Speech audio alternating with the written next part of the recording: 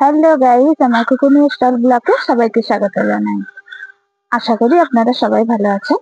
তো আমি আজকে দুপুরে ভাতের জন্য মাংস বানাবো।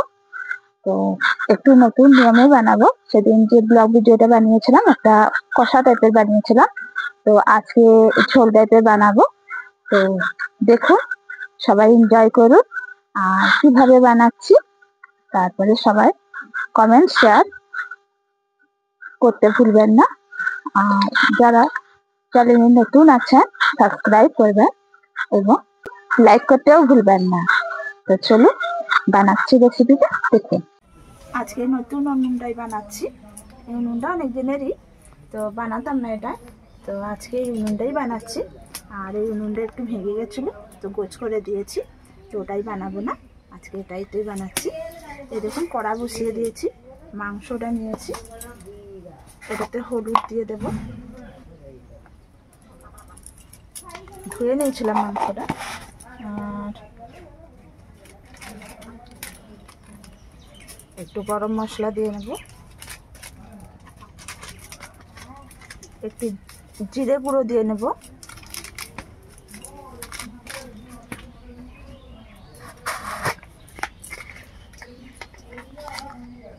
একটু লবণ দিয়ে নিলাম,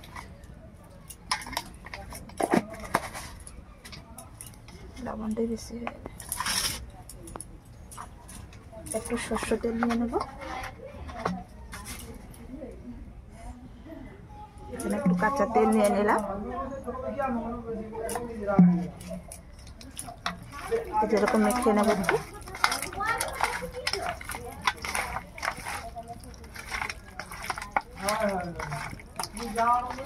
ভালো করে মেখে নিলাম।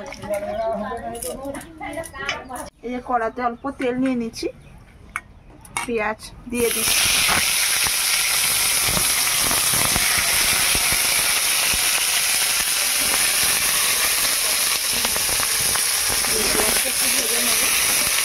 আর এতে তো সব মিশিয়ে দিচ্ছি, ফ্রাই করে নেবো মাংসটাও। পেঁয়াজটা একটু ভেজে নিই, সেদিন মশলাগুলো নিয়ে নেব। দুটো পেঁয়াজ কেটে নিয়েছি, রসুন, ধনে, আদা আর কাঁচা লঙ্কা তিনটে কেটে নিয়েছি। আর এই যে টমেটো দুটো দেবো। আর এটা পেস্ট করে নেব গ্রাইন্ডারে মশলাটা। পেঁয়াজটা একটু ভাজা হয়ে যায়। এই যে দেখুন, পেঁয়াজটা ভাজা হয়ে গেল। এখন এই যে মাংসটা গুলিয়ে রেখেছিলাম, হলুদ নুন সব দিয়ে রেখেছিলাম, সরষের তেল সব দেওয়া আছে, এখন ঢেলে নেব। এটা আগে ফ্রাই করে ভেজে নেব, দেওয়া আছে, এটা ভেজে নেব লাল করে। এই দেখুন, মাংসটা খুব সুন্দর ভাজা হয়ে গেছে, তেলটা কত সুন্দর বেরোচ্ছে দেখুন। আর এটা ভালো করে ফ্রাই করে নেব। আর এই যে মশলা বেটে নেওয়া হয়েছে, আর দুটো টমেটো বেটে নিয়েছি। এটা ভাজা হয়ে গেলে নামিয়ে নেব মাংসটা। ফ্রাই হয়ে গেছে মাংসটা, এবার খেয়ে নেব। দেখুন, তেল বেরিয়েছে কত। এই তেলটাও মশলা আর অল্প তেল দেবো, ওটাই হয়ে কাজে লেগে যাবে। এই দেখুন, তেল বেরিয়েছে কত সুন্দর মাংসটা থেকে।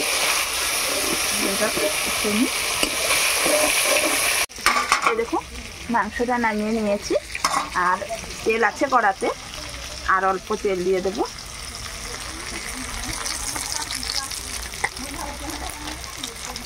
তেলটা একটু গরম হয়ে যাক।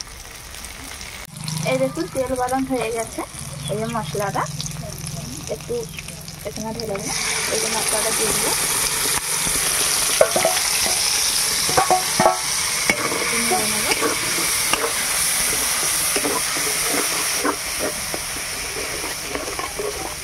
আর এই যে টমেটো পেস্টটা করে রেখেছি, এটাও দিয়ে দেবো মশলার সঙ্গে।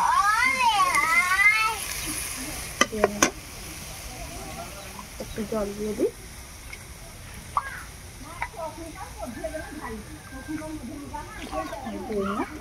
এটা একটু মশলাটা ভেজে নেব।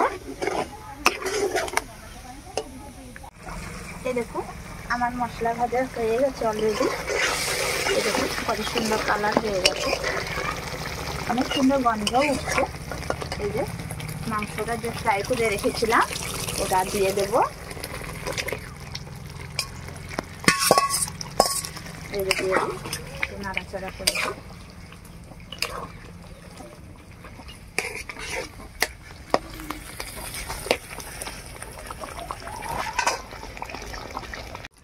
এই দেখুন কত সুন্দর হয়ে গেছে। এই যে জলটা অল্প, মশলার জলটা অল্প দিয়ে দিচ্ছি, ব্যাস আর দেবো না, এটাই ঝোল থাকবে।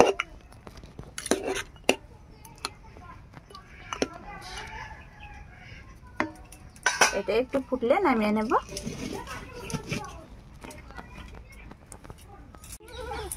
দেখুন তাহলে অলরেডি আমার মাংস তৈরি হয়ে গেছে, দুর্দান্ত গন্ধ উঠছে।